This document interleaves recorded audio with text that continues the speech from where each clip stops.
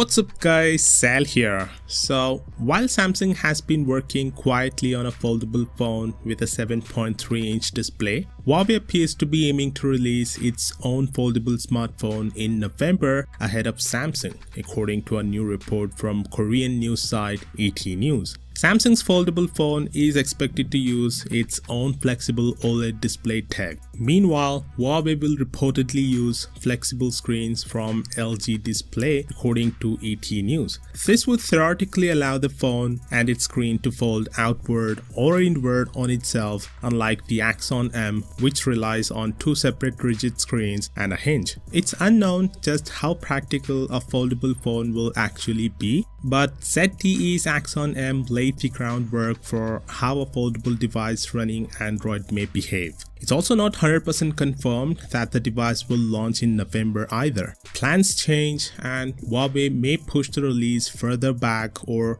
even pull it forward if they suspect Samsung may beat them to it. For Huawei, a foldable phone win represents more than just a fresh frontier in a static industry. It represents the opportunity to beat out the world's top players even without the support of the all-important United States market.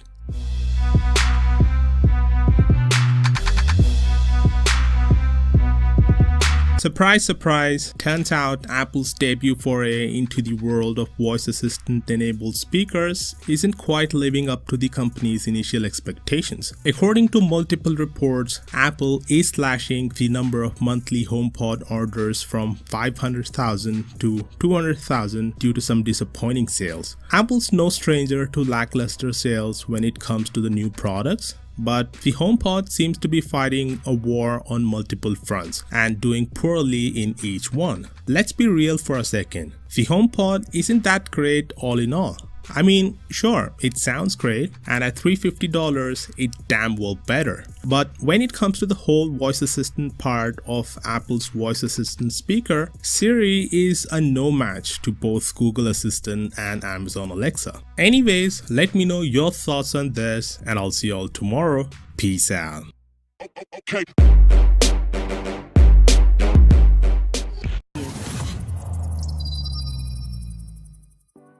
To really appreciate the first gadget in an all-new category of gadgets, you have to actually get your hands on it. We saw the Huawei Mate X a few days back for the first time, but now we've actually been able to get some proper extended hands-on time with this foldable 5G flagship. So it's time for a more considered opinion. Because whatever you think of its almost $2,600 price tag, there's no question the Mate X itself is a real milestone and the start of something genuinely new and exciting.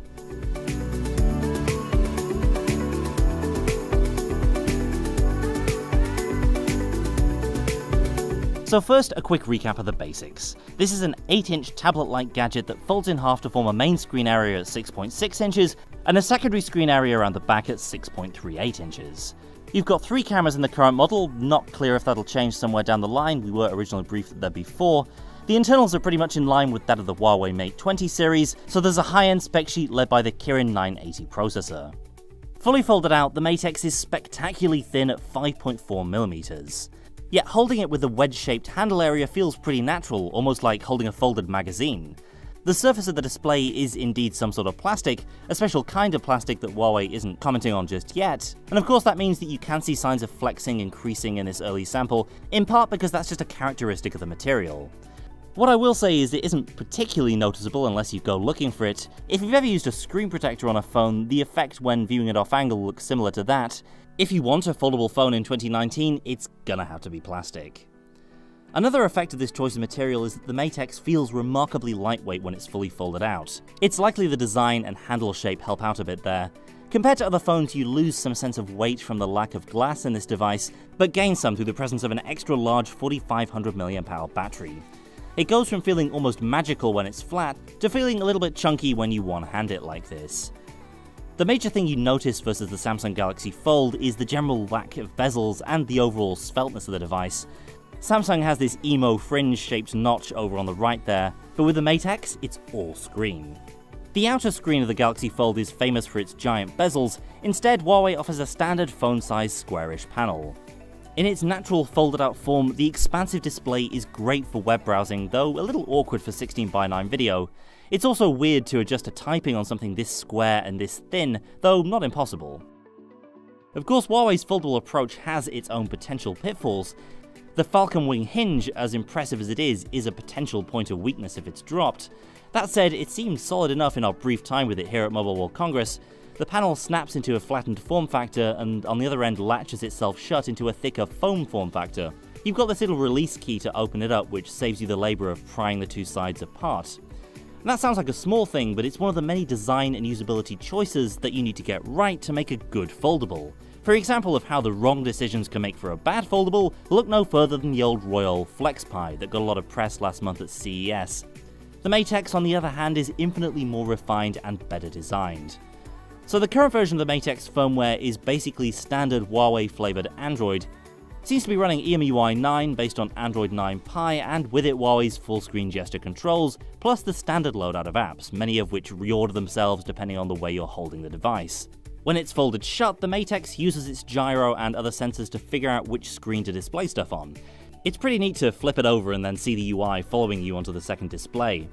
The main practical use of this is in the camera app. If you're the subject of a photo, you can see a preview of the shot on the second screen clustered near the camera array, while the photographer controls the shot on the main display.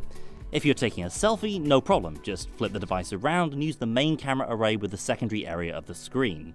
And yes, you can even be that guy taking a photo with the Mate X in tablet mode, fully extended with a giant squarish viewfinder. With a price tag north of €2,200, Huawei surely knows it's not going to sell these devices in droves. It's much more about showing what finally is possible in a mobile device, and a very tangible example of what spending billions on R&D over upwards of a decade can actually get you. Any long-term conclusions are going to have to wait though. We're still months away from the retail launch of the Mate X, but I'm excited to spend more time with it and to figure out how this extremely new and cutting-edge gadget can fit into my life and my workflow. That's it for now. Be sure to subscribe for more from MWC here in Barcelona. Thanks for watching, and I'll see you next time.